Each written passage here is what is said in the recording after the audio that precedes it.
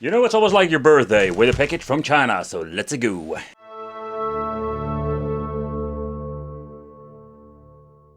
They come even including 2 controllers and a light gun, and they look like a PlayStation 1 Slim model. Yep, and it even comes including a multi-game card. The kits include a light gun or this weird looking, very cheap phone. Hope many surprised that we're going to be breaking, and some weird like mini controllers with no shoulder buttons. Yeah, these things are really awful. And of course the toilet paper manual, and this toilet paper manual even showcases other versions. Yeah, they made a lot of these fake clones, and that is even making it more wicked than it already is. And then of course we're having the multi-game card that came with it. It's the cool baby, the 500 to 1 with a lot of familiar titles. Yeah, like the Ninja Turtle seems to be on here, Contra, all kinds of versions, but most of them are like cheated versions.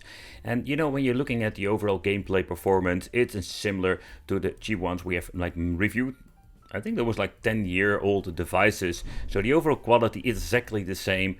And this cool baby 501 multi-game card is actually not that bad. It's clearly another Famicom. It's kinda cool to play these old school games, but the visual and audio quality is absolutely horrible. So when it comes to like enjoying Famicom games, in my opinion, this is not the way how you want to do it. It's a fun novelty to look at, but that's the only thing. But let's go on with the show, because there is so much craziness that I've reviewed here. Because if you're going to be reviewing all kinds of different versions, you're going to see similarities, and this is one of those same things, only with a different name. They also call it 8-bit Super, but this thing is already like a couple of years old, and oh boy, it has some wear and tear.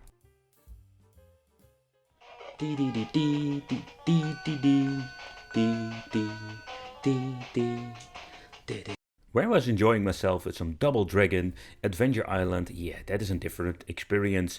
The lines are absolutely nuts, but with some wiggling around with the cartridge, I managed to get a normal, let's say, screen. But the downside to all of these things are they are so bad quality, and if you're going to pay, let's say, too much for like an old one, it's highly possible it doesn't even work, or we're having the lines because of the cartridge input slot, it's so bad.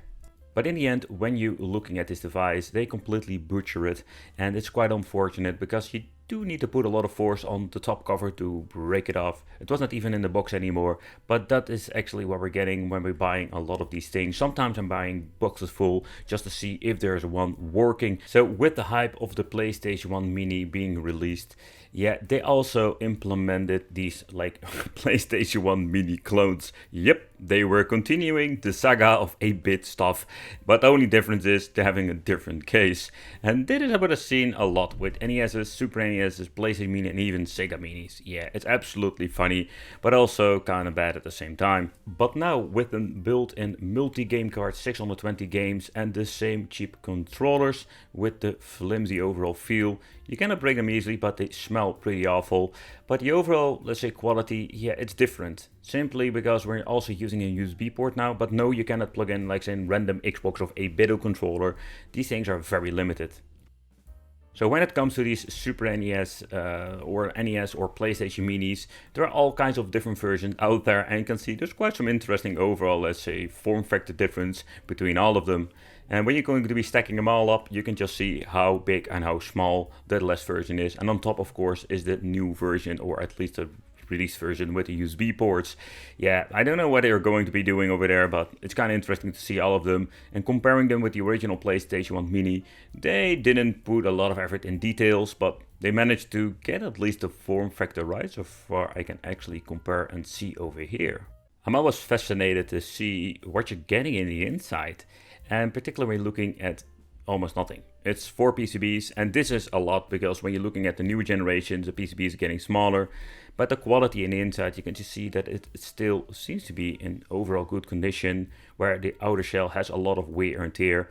And after the years, I don't know exactly how old this is, but I'm guessing at least like maybe in 5+ years.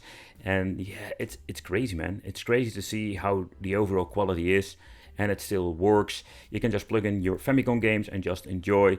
And this is actually Impulse systems, from what I understand of.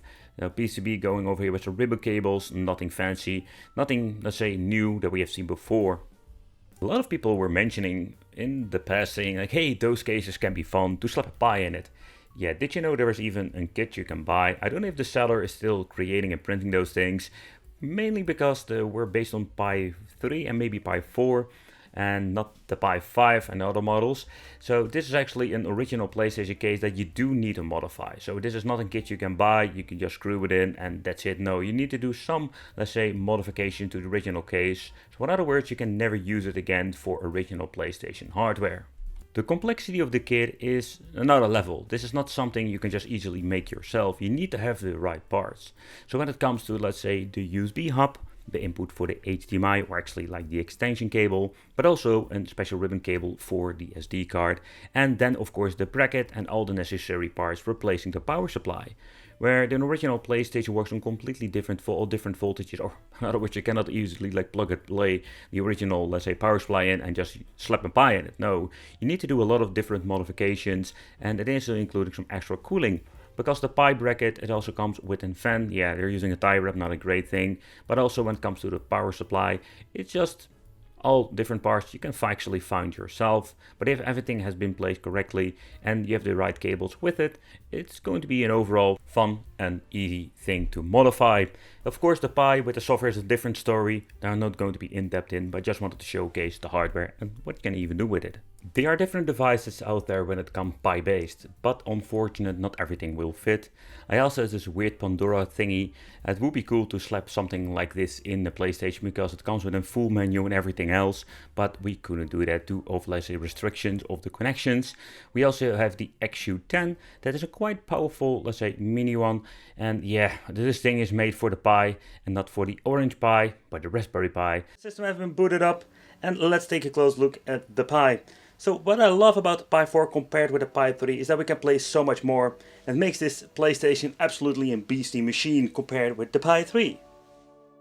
But what I really love about this Raspberry Pi 4 upgrade is that we can play games like Sega Dreamcast, Sega Naomi, stuff that didn't really run well on the Raspberry Pi 3 can now be played over here. So let's have some fun, man, let's play some games.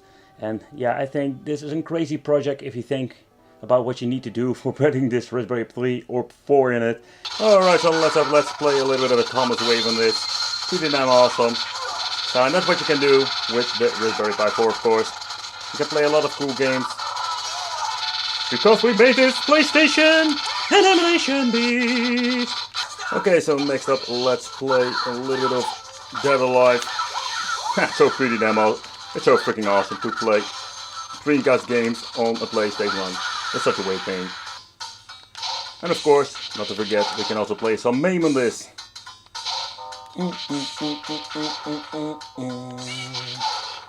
I play this game so much on my Endgames Legend arcade machine. It's so much fun, like a basic beat 'em up. Stop freaking hitting me and let me get my slapping stick.